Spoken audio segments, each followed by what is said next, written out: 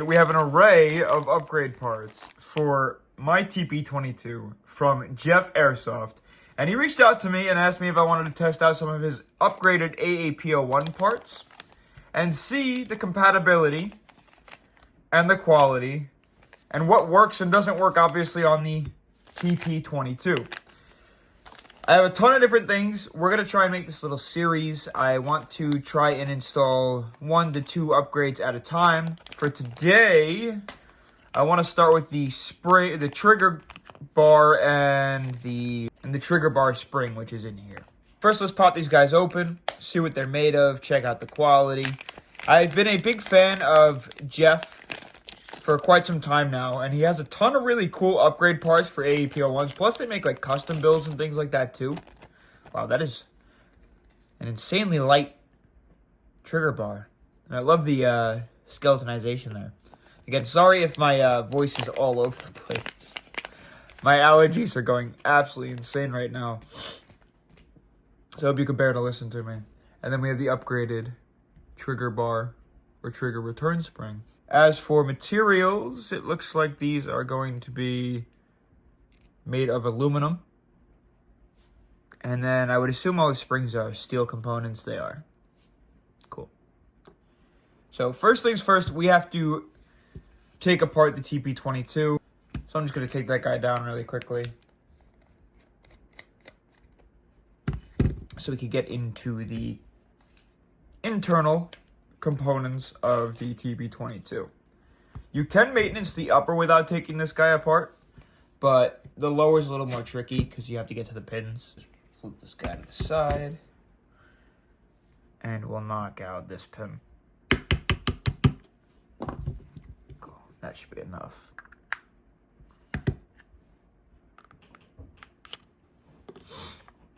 And we're free.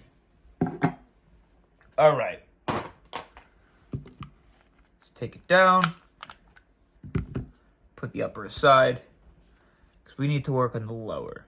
Now, I actually haven't taken this apart before. I would imagine that we just have to remove both these pins and then take out this screw. So we're going to do that now. We'll attack the screw first. But when I was disassembling this, if you look, the trigger bar and the trigger spring look identical to the AAP01, so I'm really excited to see if it fits. Just try and punch these pins on out, make sure that this is the side they have to come out of. It is. All right.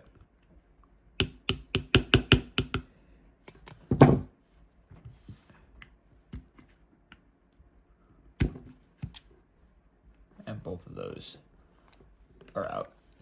Now, I'd imagine we also have to take out this pin so we can remove the hammer. Just because that trigger bar also goes under the hammer. We're going to have to take it out anyway, but I imagine we have to take it out in order to fully release it. We'll take the hammer out first.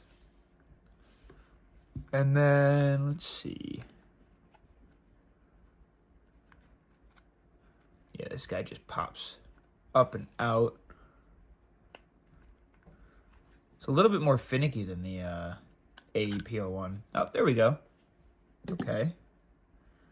Actually, it looks like everything holds together a little bit nicer than the AAP01, especially because this pin is invisible. All right, so the two parts that we're going to be replacing today are this big bar and then the spring on the side. Now, first things first, just be careful with the spring. We don't want to lose it. And then we have to punch out this pin now in order to get to the trigger. So we'll go ahead and pop that out. Oh, that pushes out pretty easily.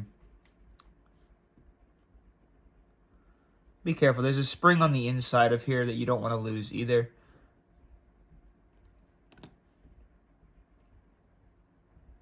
Keep that aside. And there's your trigger and your trigger bar. Now, like I said, it looks similar. Maybe it's different. I don't know. I don't know if it's going to work. So it looks like they're completely the same up towards the front.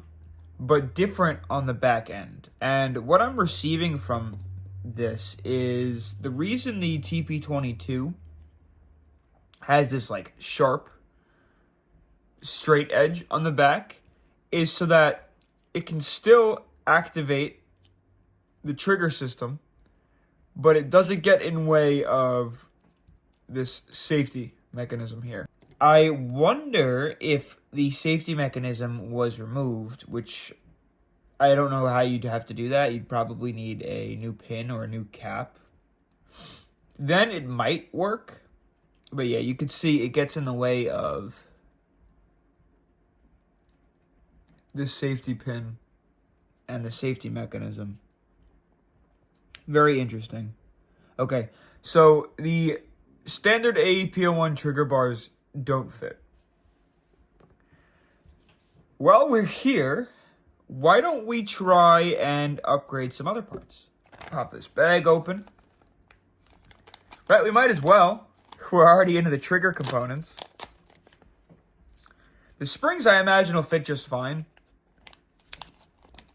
Upgraded springs are kind of like the hidden gem in upgrades when it comes to gas blowbacks, and the reason being is because the stock springs wear in much quicker than the new or upgraded springs do. The reason that's important is because the upgraded springs can lead to a quicker and more reliable response time, which means less likelihood of misfeeds or less likelihood that the bolt fails to lock back on empty. Also, sometimes as springs start to wear down, it can also cause abnormal amounts of pressure on certain parts of the replica, whether the parts be moving in a speed that isn't efficient for the replica to function correctly, and that could cause a whole slew of problems. Now, this one in particular, I think is super essential, because this spring is your bolt catch or your bolt release.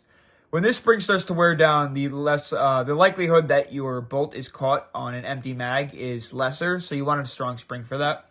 And then this guy is your trigger return spring, right? The faster and the more prominent your return spring of your trigger is, the quicker you can fire off shots. It just aids to pushing your finger back in a battery so that you can fire again. So, some cool parts.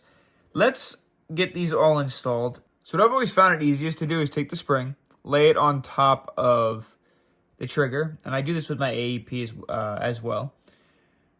You want it sitting in the orientation that the trigger sits regularly, the curved bar is on the bottom, and that little arched bar facing north is on the top. You're going to take this guy now, and you're going to slot it in between the trigger spring, or that spring, and the trigger like this, and make sure that little bar is sitting on top of or under the spring piece. Now just feed your trigger into place, and it should hold everything where it needs to be.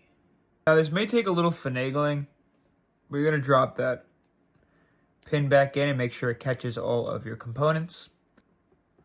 And just like that, everything should be held in place by that pin. The spring should still be in the position that it's supposed to be in. From here, you just got to be really careful now. The entire time you do this, keep a finger on top of it.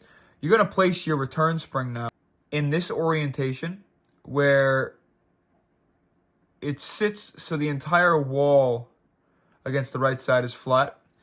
And then that little loop is on the bottom. Just pull your trigger bar up, and you may need a tool or something to help feed that spring around, but you want to hook it on this hook. Again, keep a finger on that spring the entire time, otherwise it's just going to go flying. Now, the quickest thing and the best idea is to just get this guy back installed so that none of those parts come flying off or flying apart. You don't want any pins rolling around, anything like that.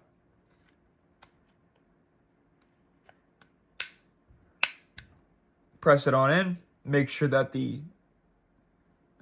little tube feeds to the top of your slide release or your upper release. And if you keep this guy down and you push the trigger back, you should have spring tension. That's how you know everything functions the way it's supposed to. Let's toss these two front pins back into place. These came out from the right side, so we'll put them in like this. Now, they should push in pretty easily. You might want to give them a little extra tap. And then we got to get our hammer system back in. Just be careful of that little spring on the bottom here. We'll do the hammer upgrade springs and stuff in another episode. It's a shame that trigger bar didn't fit. I was really excited about that. But the springs are still a solid upgrade. Not to discredit those at all. This guy back in. We've got to place our top hammer spring back, or hammer piece back in. And then slide the upper on. For you, you just put the pin in the bottom, obviously, but I have the Blackbeard kit that I'm going to be installing. But just for testing reasons, I'll throw this pin in the back. It's longer so it can attach to the Blackbeard kit, but I'm just going to throw the pin in the back so we can see and check function now. So when you pull the slide back, you should have added trigger tension, and I can already feel that there is a significant amount of tension added to the trigger in comparison to the stock spring, which is really nice because it's going to, like I said, it's just going to follow your finger and keep the trigger connected to your finger a little bit better, which will allow for much quicker firing on semi. Now, everything functions as it should. I do want to see if the mag catch works, so we'll go ahead. It does. If we hold it down, it still fires, and if I release, the mag catch should engage. We'll test it out of 10 times. Make sure it connects every time. That is so much more snappy. Like, I feel that trigger. The trigger is the main thing. I can really feel the trigger pulling back on my finger, which is super nice. I feel like that's just going to definitely increase my fire rate, because there's less time waiting for the trigger to follow my finger and more time where my finger stays connected to the trigger. So that's super cool. It's a shame that the trigger bar didn't fit, but those two springs worked perfectly. So thank you again, Jeff, for letting me test this guy out. It's a shame that the trigger bar didn't work. I really wish it did, but I guess obviously it's a slightly different design. I think there's a possibility it would work if there was a way to plug up the safety or get the safety out of the equation. However, like I said, the safety, it would just leave these big holes there, so I don't really want that right now. Going forwards, on the next episode, I want to try and install some of the hammer upgrade parts, so all the other springs and whatnot, so we'll get into the back of the lower of the TP22, but for now, that has been the trigger bar spring and the bolt catch or bolt release spring upgrade for the TP22. Thanks for watching. See you next time.